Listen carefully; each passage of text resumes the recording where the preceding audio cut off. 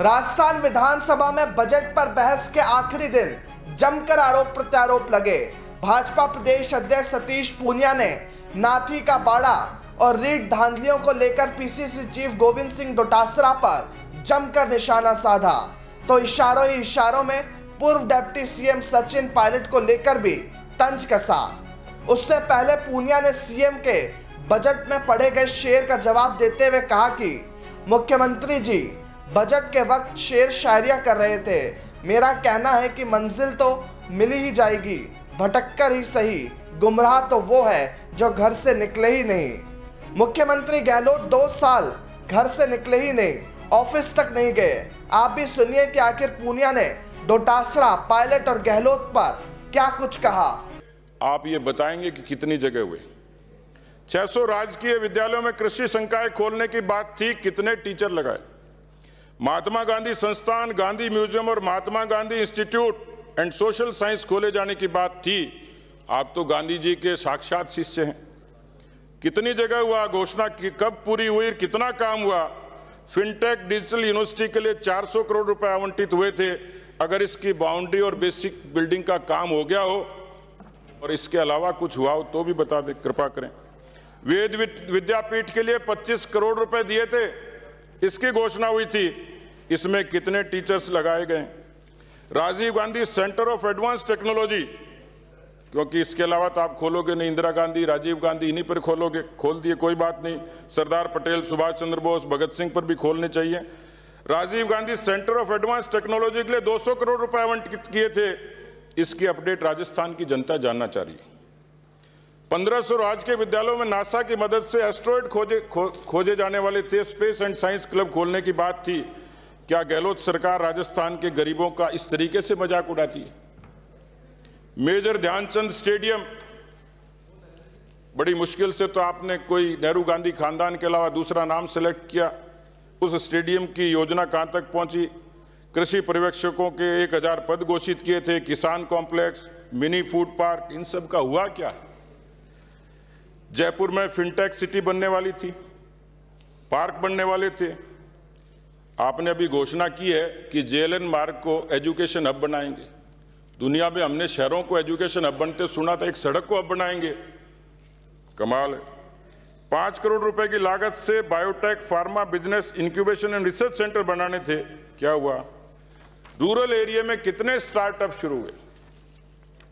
आपने ट्रांसजेंडर के उत्थान के लिए, क्योंकि आप तो नई नई बातें करते हो, कई बार लोगों को लगता है कि सारा काम राजस्थान में ही हो रहा है, 10 करोड़ रुपए उस पर दिए आपने।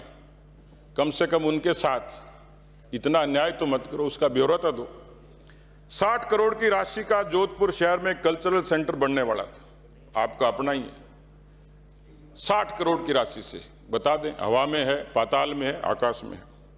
100 करोड़ की लागत से धार्मिक पर्यटन सर्किट बनने वाला था। मैं जानना चाहूंगा, राजस्थान की जनता जानना चाहती है कि वो कहां तक पहुंचा। टूरिस्ट कॉम्प्लेक्स 300 बीघा जमीन पे बनने वाला था और इसका राजस्थान की फोक ट्रेनिंग इंस्टीट्यूट बनने वाला था।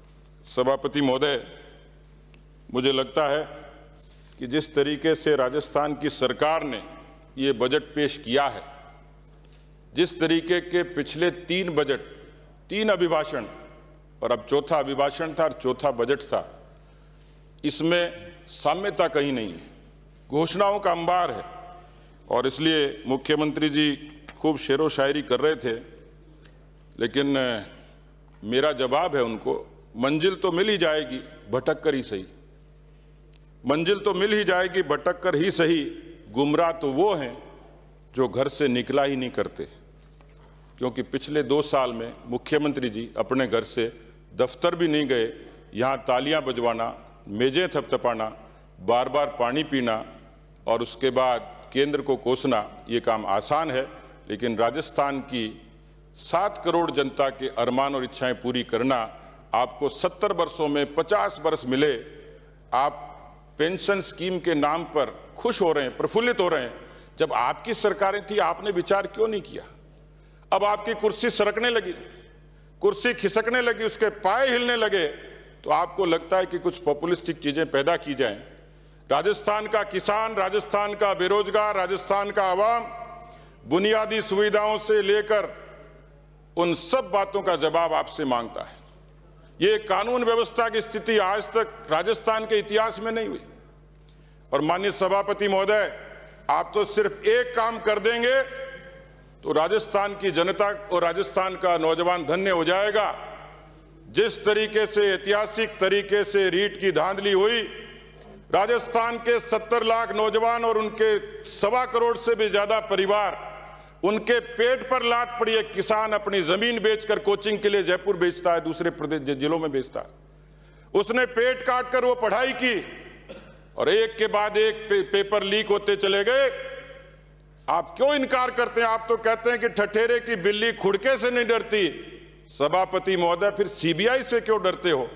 आओ न मैदान में, करिए घोषणा सीबीआई जांच की। दूध का दूध और पानी का पानी होगा। ये एसओजी की जांच से छोटी मछलियां फंस सकती हैं, बड़े मगरमच्छों का क्या होगा? बजट के बारे में कहा जा सकता है। मैं तो बचपन में देखता था कि गांव में, शहर में, गली में जादूगर आता था। वो पत्थर से रसगुल्ला बना देता था, कबूतर को खरगोश बना देता था, डब्बे में बंद आदमी को गायब कर देता था। और ये बड़े बड़े इश्तिहार लगते थे कि आ रहे हैं जादूगर सम्राट शंकर, इंद्रजाल दिखाएंगे, मायाजाल दिखाएंगे। तो मुझे लगता है कि ये जादू करते करते राजस्थान की सरकार ने अपना उप मुख्यमंत्री ही गायब कर दिया। ये राजस्थान के जादूगर की जादूगरी जरूर है।